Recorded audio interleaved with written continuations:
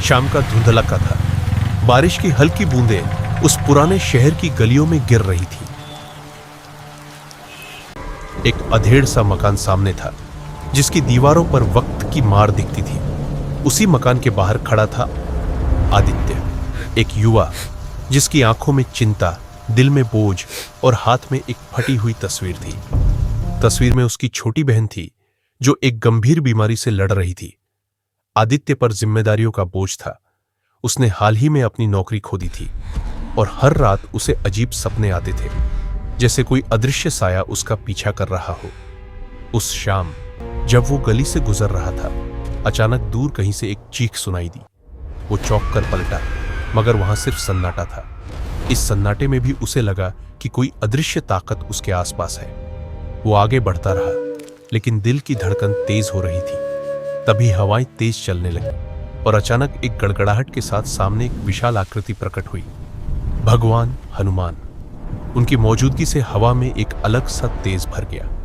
हनुमान जी की आंखों में गहरी गंभीरता थी। वो बोले, वत्स, तेरे हृदय का डर ही तेरी सबसे बड़ी बाधा है। जब तक तू अपने भय को नहीं छोड़ेगा, आगे बढ़ना कठिन होगा। मैं तेरे साथ हूं। चल, अब सत्य का सामना कर।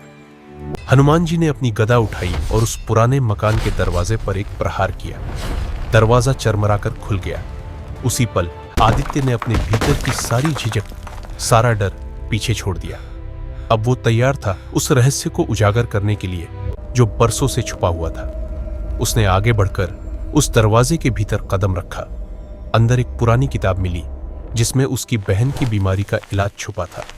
एक प्राचीन औषधि का रहस्य। आदित्य की आंखों में पहली बार एक नई चमक आई। उसे अपना रास्ता मिल गया था।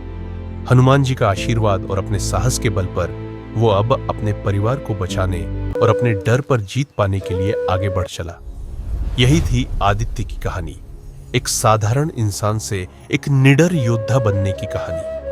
जब डर के सामने हिम्मत खड़ी हो जाए तो कोई भी रास्ता नामुमकिन नहीं होता।